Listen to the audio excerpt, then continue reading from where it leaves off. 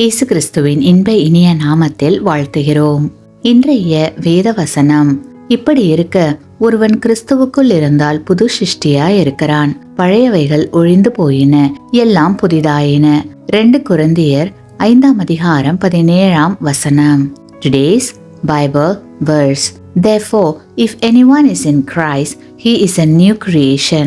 All things have passed away. Behold, all things have become new. 2 Corinthians chapter 5 verse 17.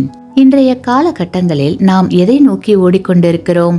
சற்று சிந்திக்க வேண்டிய கேள்வி. ஒவ்வொரு நாளும் நம்முடைய ஓட்டம் நமக்கு ஒரு நல்ல வீடு வேணும், நிறைய நகை வேண்டும், பேங்க்ல பணம் வேணும், நல்ல வேலை வேணும், ஒரு கார் வேணும் என்பதில் தான் இருக்கிறது. ஏனெனில் மற்ற எல்லாவற்றை பார்க்கிலும் இவைகள் நமக்கு பெரிதாகவும் முக்கியமானதாகவும் இருக்கிறது. கிறிஸ்துவுக்குள் அன்பானவர்களே, இப்படிப்பட்ட இச்சைகளும் இந்த உலகமும் ஒழிந்து போம். ஆனால் தேவனுடைய சித்தத்தின்படி செய்கிறவனோ என்றென்றைக்கும் நிலைத்திருப்பான் என்று வேதம் கூறுகிறது. நம்முடைய வாழ்வில் நம்மை சோதிக்கும் இந்த உலக இச்சையில் இருந்து மீண்டு வர வேண்டும். நம்முடைய சொல், செயல், நினைவுகள் அனைத்தும் தேவனுக்கு பிரியமானதாக இருக்க வேண்டும்.